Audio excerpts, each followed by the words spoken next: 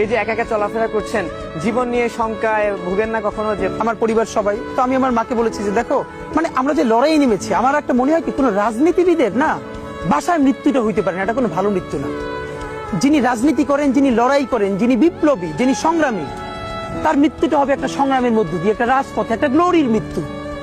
আমি তো ভীষণ ভাবে প্রত্যাশা করি, আমি ছোটবেলা থেকে এই স্বপ্নটা দেখি, অনেক জায়গায় বলেছি যে একটা তুমুল মিছিল হচ্ছে অন্যায়ের বিরুদ্ধে, সেই মিছিলের সামনে আমি আছি, কোনো একটা বুলেট এসে আমার বুকটা হয়তো বিদ্ধ করে দিয়েছে, এবং সেই মিছিলে আমি হাসতে হাসতে আমি শহীদ হয়ে গেছি।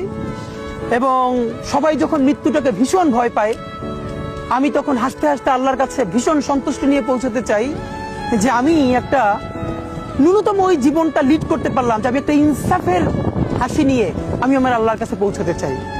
সুতরাং আগামী 50 বছর বাঁচলাম, কোনো ইম্প্যাক্ট তৈরি হলো না আমার দিয়ে, দেশের জন্য, রাষ্ট্রের জন্য, উম্মার জন্য, জাতির জন্য। কিন্তু আমি ধরেন 5 বছর বাঁচলাম, সেটার মধ্য দিয়ে যদি আগামী 50 বছরের ইম্প্যাক্ট তৈরি হয়, তাহলে অনেকদিন বেঁচে থাকায় কি সাফল্যের বলেন? শহীদ প্রেসিডেন্ট জিয়াউর রহমান কয়টা দিন বেঁচেছেন, কিন্তু ভাবেন আজকে পর্যন্ত উনি আমার অনুপ্রেরণা। হাঁটতে হাঁটতে আমার পা ফুলে যায়।